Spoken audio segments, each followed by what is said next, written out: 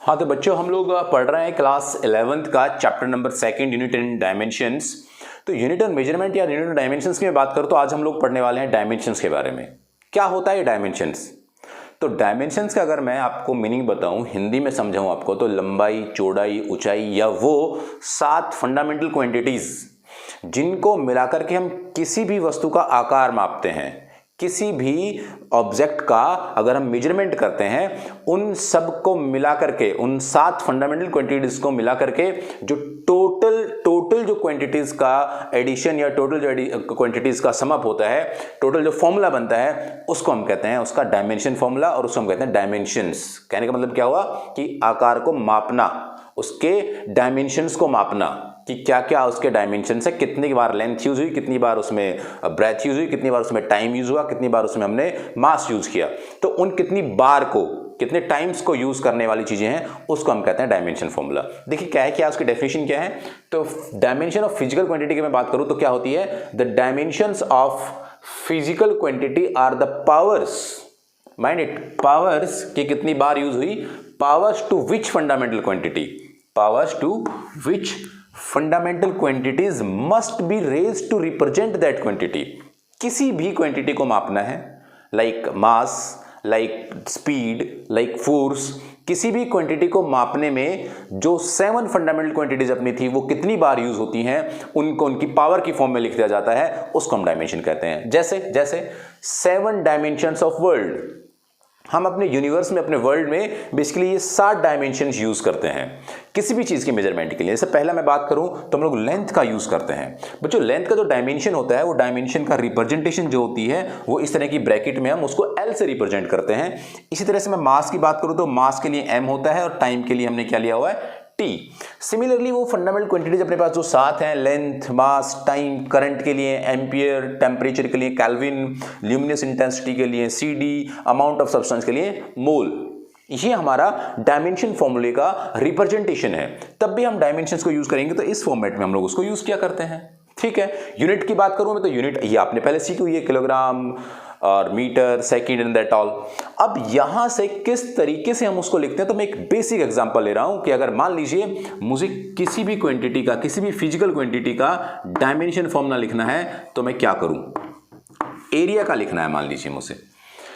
तो अब एरिया तो यहां पर इसमें बेसिक क्वांटिटीज में आता है क्या, नहीं, बेसिक क्वांटिटीज में तो नहीं आता है। इसका मतलब क्या हुआ कि ये आपकी फंडामेंटल क्वांटिटी नहीं है, ये डिराइव्ड क्वांटिटी है।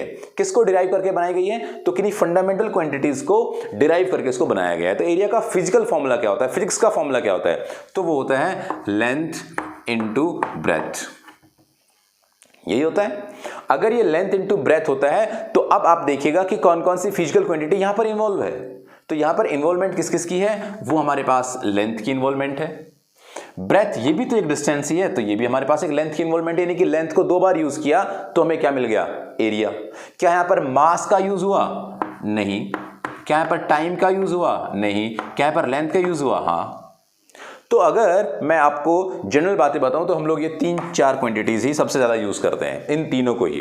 तो हम इसका डायमेंशन फॉर्मूला लिखेंगे कि हमने लेंथ को यूज किया 2 बार, पावर से मैंने क्या डाल दिया, 2 बार हमने लेंथ को यूज किया। क्या हमने मास को यूज किया, तो हम यहां पे कह सकते हैं कि मास को हमने यूज नहीं किया।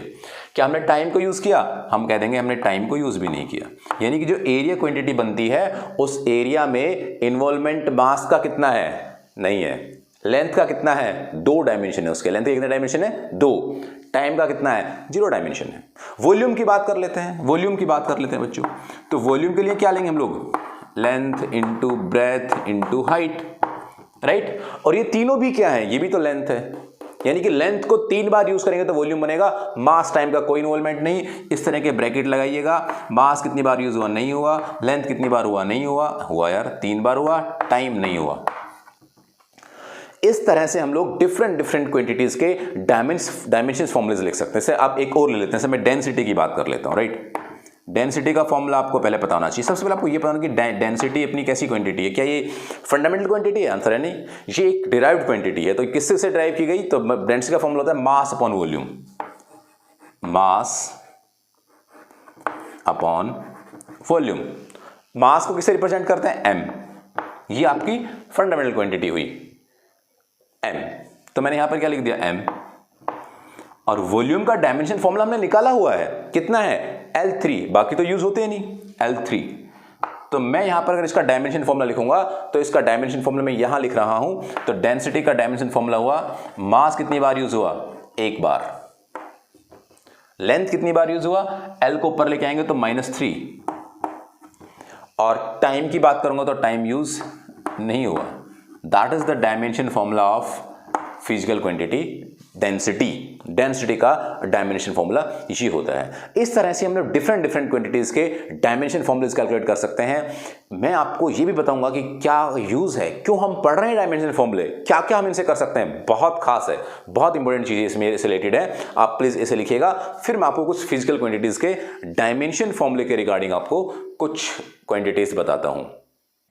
तो बच्चों मैंने ये 5 क्वांटिटीज लिए हैं और इनका मैं आपको डायमेंशन फॉर्मूला ड्राइव करके लिख के बताऊंगा। बाकी डायमेंशन फॉर्मूलेस आपकी बुक में दिए हुए हैं, एनसीईआरटी के पीछे दिए हुए हैं, बाकी डिफरेंट जो बुक्स है सब में दिए हुए हैं। पूरे फिजिक्स में जो यूज हो रहे हैं फॉर्मूलेस, पूरी फिजिक्स में जो फिजिकल क्वांटिटीज यूज हो रही हैं, उन सब का डायमेंशन फॉर्मूला वहां पर लिखा हुआ है। इनको मैं ड्राइव कर देता हूं ताकि आपको एक हिंट मिल जाए, क्लू मिल जाए कि किस तरीके से हम लोग कैलकुलेशन करते हैं उसकी। तो स्पीड अपनी फिजिकल क्वांटिटी है क्या? आंसर है भाई नहीं है। स्पीड अपनी फिजिकल क्वांटिटी नहीं है तो हम लोग क्या करें? तो उसके लिए हमें जरूरी है, ध्यान देना, उसके लिए हमें जरूरी है कि हमें इसका फिजिकल फॉर्मूला बताना चाहिए। क्या होता है? Distance upon time. Distance upon time. क्या डिस्टेंस और टाइम हमारी फिजिकल फंडामेंटल क्वांटिटी है क्या? आंसर है हाँ है। यहां पर मास का यूज हुआ? आंसर है नहीं हुआ, 0। लेंथ यूज हुआ क्या? हाँ हुआ, ये रहा L1 को हम नहीं लिखते हैं, ठीक है। अब से अपॉन टाइम, तो टाइम ऊपर जाएगा तो क्या हो जाएगा? T-1। This is the dimension formula of speed, right? Clear है ना? पहले फिजिकल फॉर्मूला, फिर उसका डायमेंशन। इसके बाद हम आते हैं एक्सेलरेशन पर। एक्सेलरेशन का फॉर्मूला क्या होता है? Change in velocity. Change in velocity upon time. भाई बच्चों, चेंज इन वेलोसिटी मतलब एक ही बात होगी, वेलोसिटी का चेंज तो वेलोसिटी आएगी और वेलोसिटी स्पीड एक ही बात है, बस डायरेक्शन का डिफरेंस। इसका मतलब क्या हुआ? चेंज इन वेलोसिटी का डायमेंशन फॉर्मूला क्या? LT-1, ये रहा, अपॉन टाइम। क्या बन गया भाई डायमेंशन फॉर्मूला? M यूज हुआ? नहीं। L यूज हुआ? हाँ, ये रहा। T एक और आ गया ऊपर, तो T कितना हो गया? -2। That is the dimension formula for what? Acceleration. Force की बात कर लेते हैं। फोर्स क्या होता है? फोर्स का फॉर्मूला मास इंटू एक्सेलरेशन। अगर मास इंटू एक्सेलरेशन इसका फॉर्मूला होता है तो मास के लिए डायमेंशन फॉर्मूला क्या? M। अब तो क्लियर है यार, अब तो तुम लिख दोगे फटाक से। M एक बार यूज हुआ और एक्सेलरेशन का डायमेंशन फॉर्मूला क्या? LT-2। एज इट इज हम बात करें वर्क डन की, तो वर्क डन क्या होता है? Force into distance. हाँ, फोर्स इंटू डिस्प्लेसमेंट। और यहां पर इसकी बात करेंगे तो फोर्स का फॉर्मूला तो मैं मालूम है, डायमेंशन फॉर्मूला। अब तो आसान होता गया यार सब। M